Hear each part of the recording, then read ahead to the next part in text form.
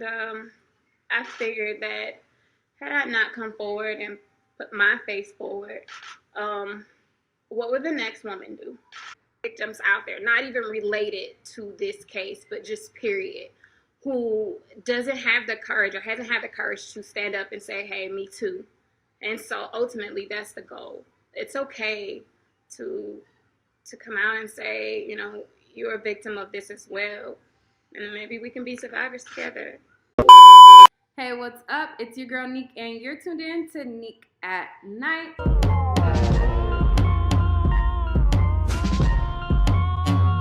And tonight I'm going to be giving you guys an update on this whole Jasmine Eiland situation. I told you guys I'd be doing a video where I was showing you guys everything that I had. And unfortunately, I got busy, so I haven't been able to put that together. But I'm still going to put that together for you guys. Don't even trip. But for right now, I'm going to watch this press conference with you guys. This is the first time she has spoke out publicly about this situation, other than her very brief live video after the fact.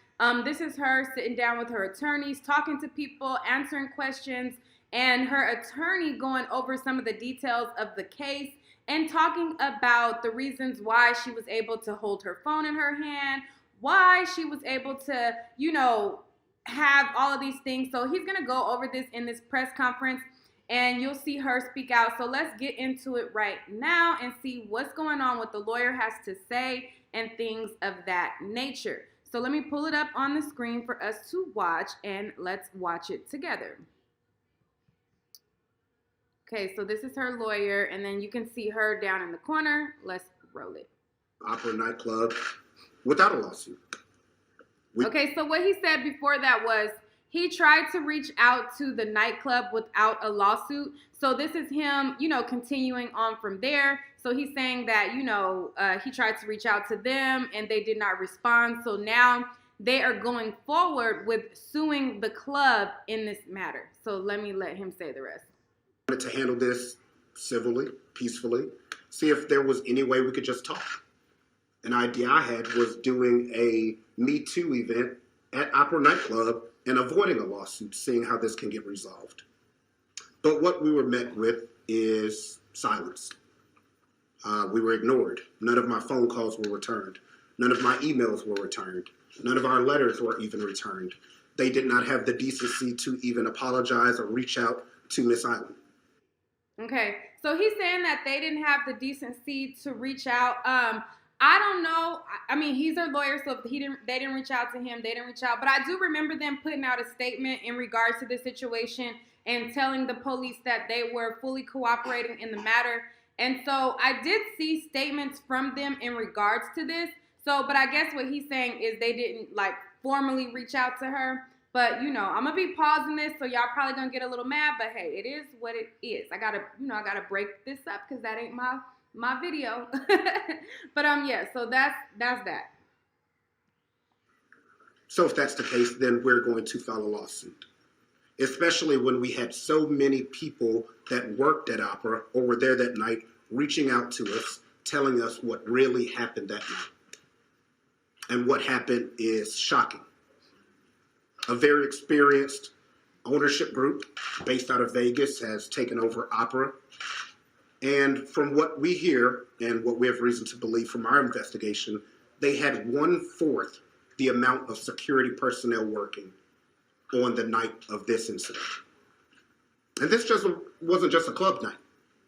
This was a large concert by an international megastar. And they only had 1/4 of the security guards working.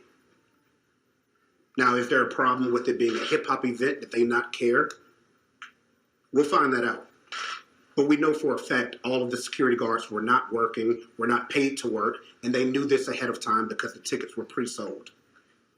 Which is why they didn't have the security guards who monitored the crowds to see who's intoxicated or who's out of control and remove you. Which is why they didn't have these security guards to stop this assailant from taking Miss Eiland to an area that was closed and assaulting her again. People are only looking at the first part of the videotape. Miss Eiland was attacked twice. We had video proving that. Okay, so in this press conference, he's going to show video, and what he's saying is there was a totally different area from what we've all seen, and this is another area where he's alleging that he took her and that she was physically assaulted. He's going to show footage of this, and he's saying that this was all captured on her phone when she was recording, and she'll be like in a dark room. And then, according to him, like somebody walks in and tells him to stop in this other room. So that's what he's talking about, where he says, like, there was a situation that happened on the dance floor where she was saying, help me, help me. And then there was another situation in another room where he says that she was assaulted again. So it wasn't just negligence, which is the basis of most lawsuits. This was reckless indifference. This was callousness. This was pure carelessness for patrons in the city of Atlanta on hip hop night. How would you keep your club open or decide to go ahead with the concert knowing you're understaffed? Knowing the dangers that it could put the patrons in. But Opera did it anyway, and then didn't even want to talk afterwards. Updates on the case so far. Mr. Williams was arrested. He is currently in jail. He was arrested for aggravated sodomy. As many of you have seen, because of the bravery of Miss Eiland coming forward, another alleged victim has come forward and said that she was assaulted in the past by this same individual. Okay, and the other woman that he's talking about, I posted a video up on her coming forward. She came forward, she did a live, and she was talking about how she went with him, she had drinks with him, she went back to his place, and then she was out of it, and she woke up out of her, you know, I guess incoherence, and she seen that her pants was ripped apart in the middle, and she felt like something fishy was going on. If you guys haven't seen that video, definitely check that out on my channel, because I shared that video as well. I have it linked somewhere in here so that you guys can check it out. Text messages to prove it, where she's arguing about being raped and being drugged. It's the bravery of Miss Eiland that is allowing other people to come forward. What really has hurt and has been an uphill battle in this case, but we've bravely taken it on, Miss Eiland has bravely taken on, is what internet trolling and what victim shaming can do to somebody. It drove Miss Eiland almost to the point of taking her life. When you look online and all you see is people shaming you and blaming you and saying you wanted it and things like that.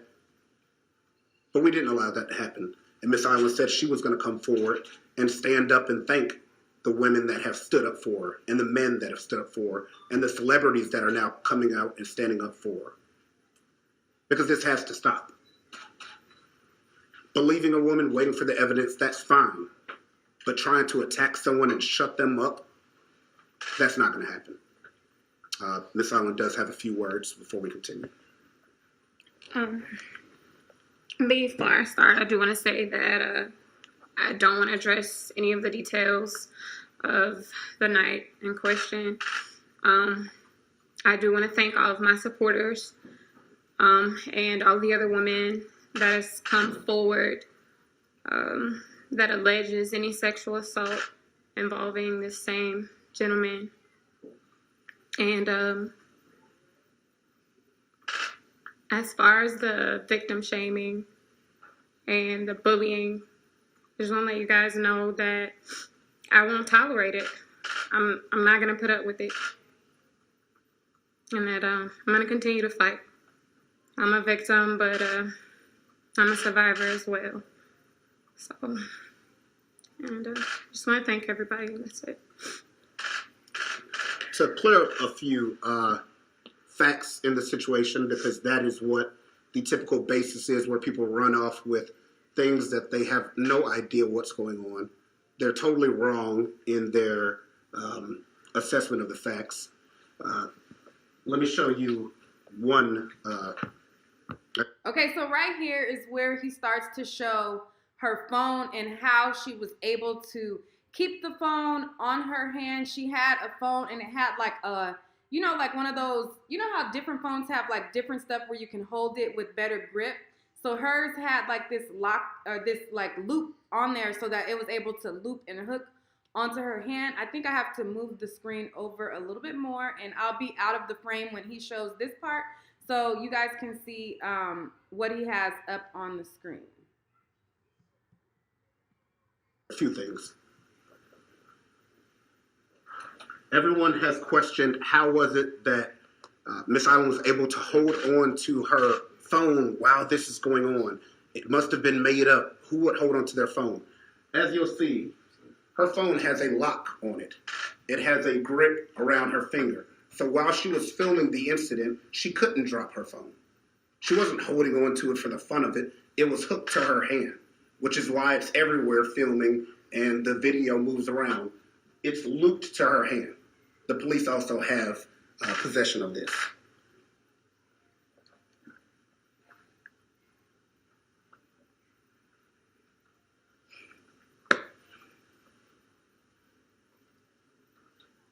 People have looked at the video of her dancing and screaming and things of that nature. What they didn't realize, if you slow it down, there are definite times where Miss Eiland is fully incoherent. Eyes rolled to the back of her head, and then she's assaulted. This wasn't some willing participant agreeing with what was going on. If you watch the video and you slow it down, you can see she has totally lost consciousness at large parts of this incident, which allowed this to happen. So this is the part where he shows that she gets taken to another area and she gets whisked off into this other area. And I guess this is another angle that we did not see before. And in this portion of it, she was incoherent. I watched this and I don't think that they talk about how she regained her being coherent and then later, you know, finish out the night. But this is that part of it.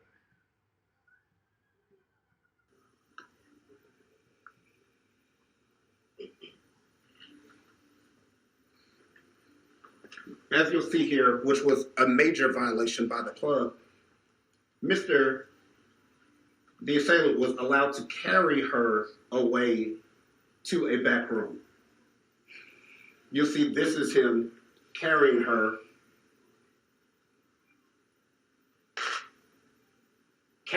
through the crowd, fully tucked as she's passed out, carrying her away.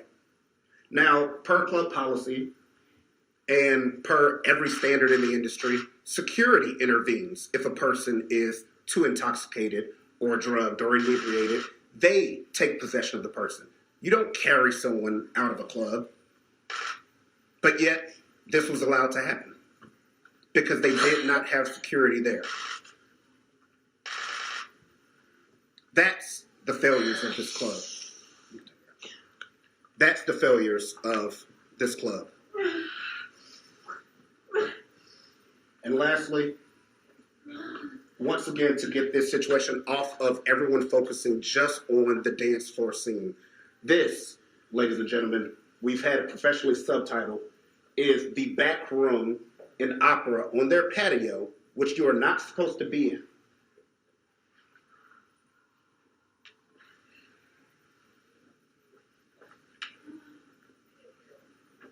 This is not on the dance floor. This is in a dark room in the patio area, which we've already talked to former employees that you're not supposed to be out there. At the end, you'll hear someone come running out there saying, "Hey, stop."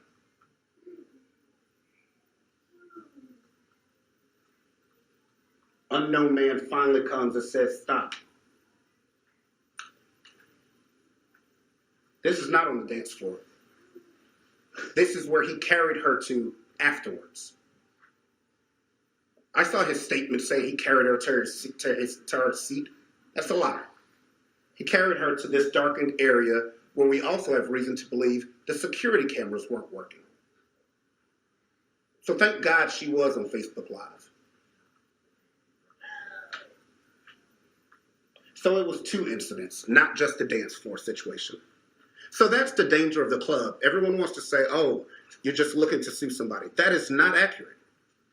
I'm looking to prevent this from happening to another young lady or young man in this city again. Because if you don't have security at the club watching where people are drinking, where people are having fun, when does the next guy just pick up some young lady, carry her to a room, and sexually assault her? If security's not there doing their job.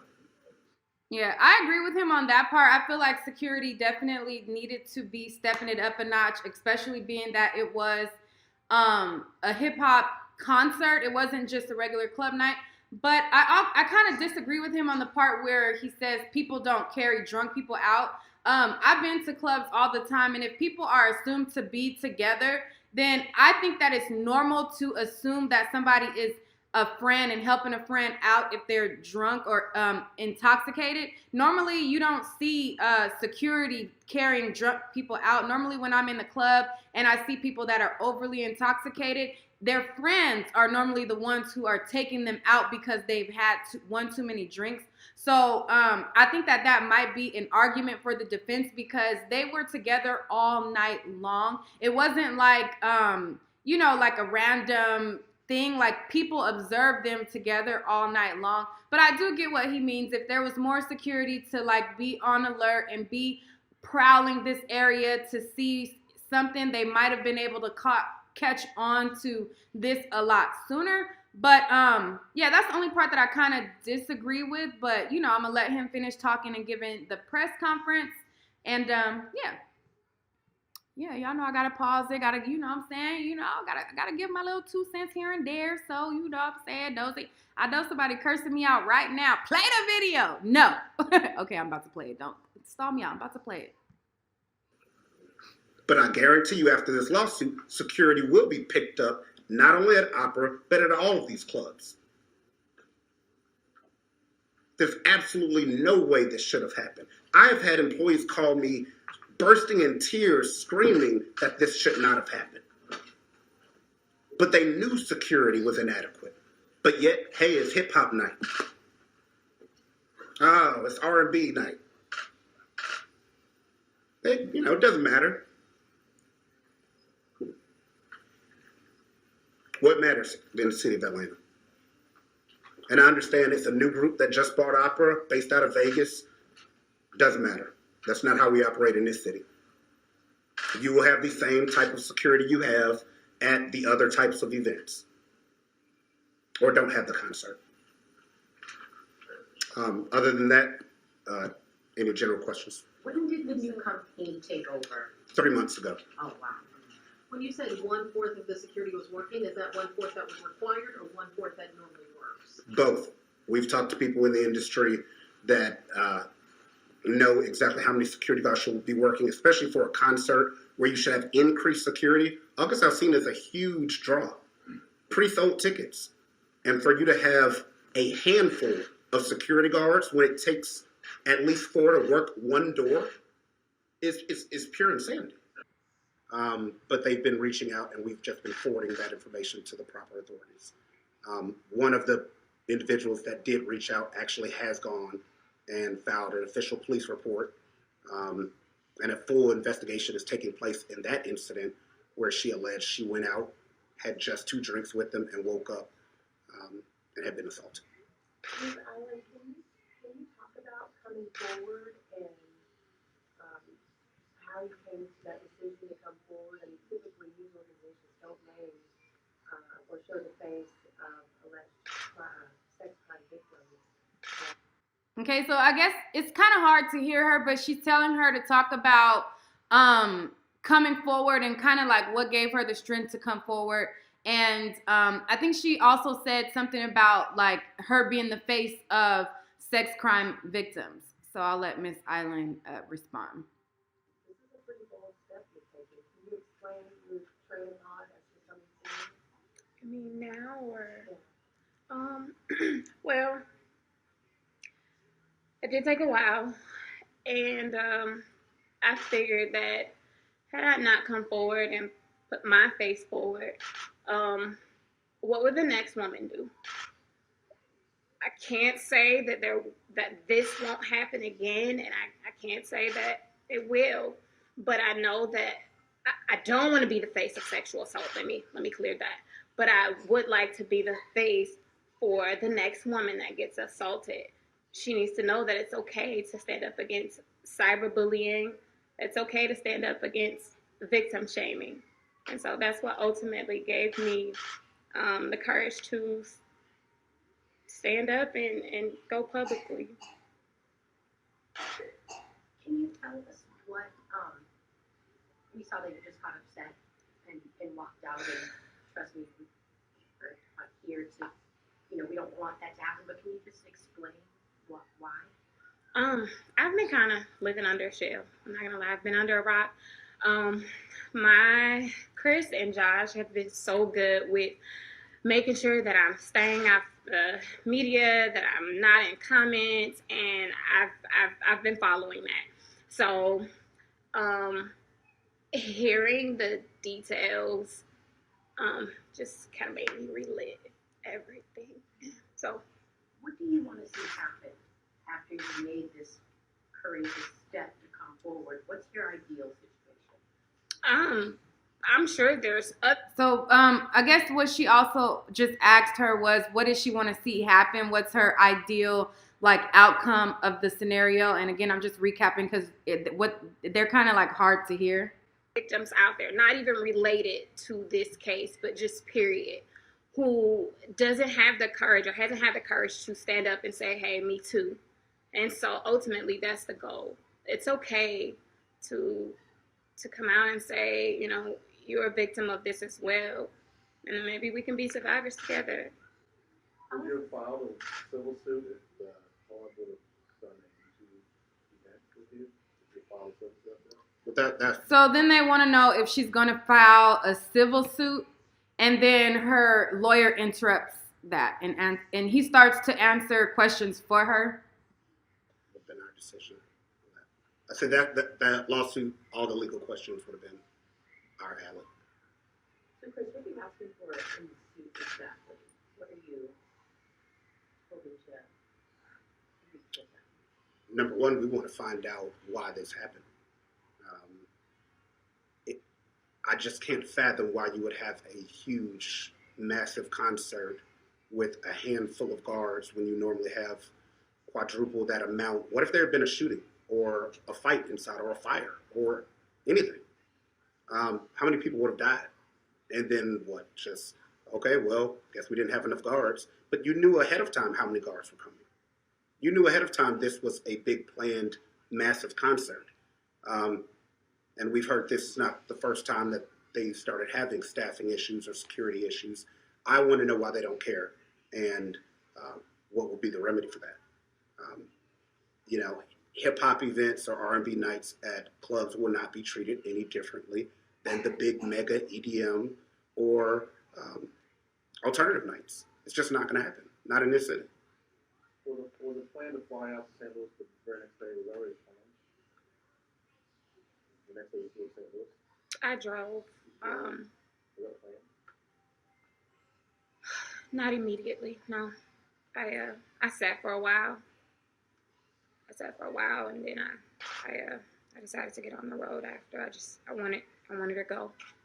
I wanted to go. All right. Does she Thank live in you. Atlanta or St. Louis? St. Louis. Okay. Thank you so much. Chris, one more question. You said something very striking earlier about that employees have come crying basically to you guys and said this never should have happened. Can you just go elucidate that a little bit for us? Yes, there have been big staffing problems since, I guess, new management or new ownership has taken over. And there's been major issues with how many security guards or how many staff are working.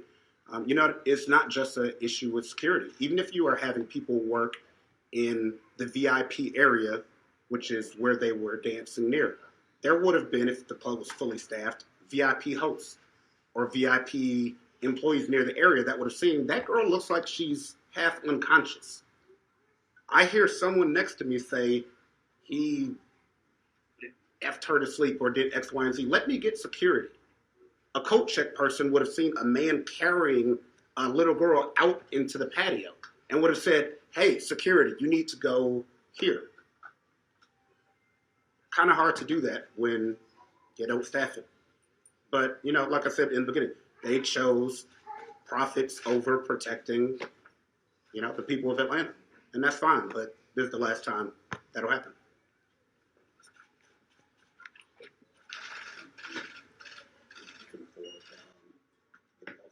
Yeah.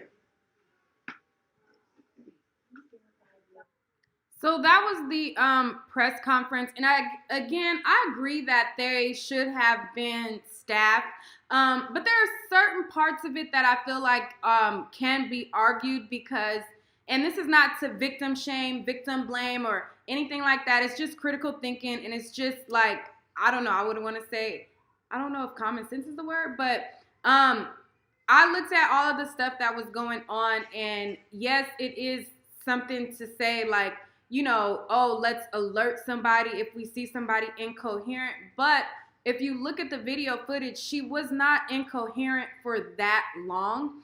I wasn't there, so I can't say exactly how long, but we do know that she did enter into a twerk contest after that, and she was there for the remainder of the night. So, and she wasn't incoherent all night. She was only incoherent for like a small portion of the night.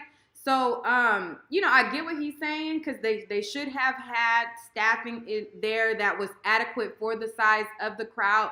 But some of the things that he says, where he says like, some of it I feel like can be argued because we see all of the things that happen. And again, I'm going to make a video where I outline all of the things that I uncovered. There are still some things that I might still reserve and hold back, but I'm going to outline all of the things that I've seen and all of the things that I came across because there are so many people who came forward. Her friend came forward, different people came forward, different people had different things to say, different people contradicted themselves. There are people who offered up statements that, was later changed and then altered and then contradicted, and then there were other people who spoke out, different angles, different things like that.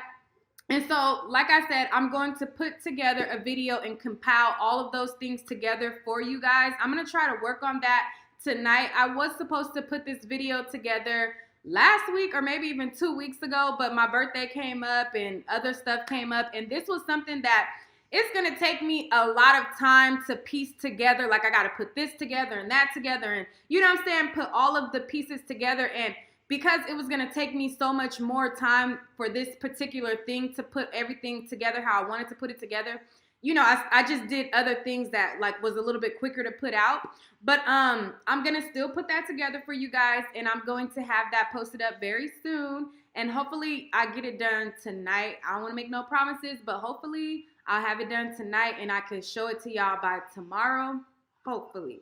And, they have it's very unfortunate to have a situation where you have people who will victim blame you, but we live in an era where people do make up false allegations. We see the whole situation with Jussie Smollett where the pieces just don't add up. And I think in this day and era, there are a lot of people involved in the Me Too movement where there are situations where it's like, you have sympathy for them, you feel for them. And then there are situations where you kind of look at the things that are presented and you think for yourself and you come up to your own conclusion. And that's like the gift and the curse of social media, because the gift is we get awareness to these situations very quickly, very rapidly. We get a lot of people to know about it very soon, be on alert and spread the news. This situation went viral very fast. He was caught very fast and his identity was put out there very fast. But also the curse of it is public opinion, public scrutiny, public backlash, different theories and different things that come with it. Everybody has their own opinions of what they feel happened. I have my own opinion. You have your own opinion. I feel like she was a victim, but I do feel like there are certain parts of it that, will be argued on this situation. And I'm not here to victim blame, victim shame, because it's unfortunate. The guy was definitely thirsty as hell, and that is not gonna be undenied. Like, he was being thirsty. I seen him, and I was looking at him like with the side eye, like, bruh, like, you ain't never had no piece of cooch before. Like, why is you doing all of this? You know what I'm saying? But there are things that, I was like, well, So, with that being said, I want to know what you guys think about this situation. What do you guys think about the press conference? What do you think about the new information that we have where it shows the reason why she was able to hold her phone? She had the hook on the back of her phone, that her phone was hooked to her hand the whole time to where she could not drop it. The new information where they went into this other room and they had professional people subtitle it and allege that there was an additional assault that took place there. What do you guys think about all of that? We have the information. And I'm gonna just show all the information like I said in the other video. I'm not even gonna go into it here because, you know, I'm gonna put it in that video. So y'all gonna see what I have to say and not assume. Because there was also people on my last video where I said that I had information that didn't look good on her behalf. There was people who assumed what I had, like, oh, you was gonna say this, huh? Wasn't you? Like, oh, you said, like, bruh, I didn't say what I had that didn't look good. I didn't go into details, so don't assume for me. You know what I'm saying? But you know, that is what it is. That's what happens with the internet. People assume, people make assumptions, you know what I'm saying? So I'm just gonna show you what I have when I have it, and you know what I'm saying? You go see what I got, and then you judge that. All right. That's all for this video. Like I said, let me know what you think about this. Let's talk about it in the comment section. Peace.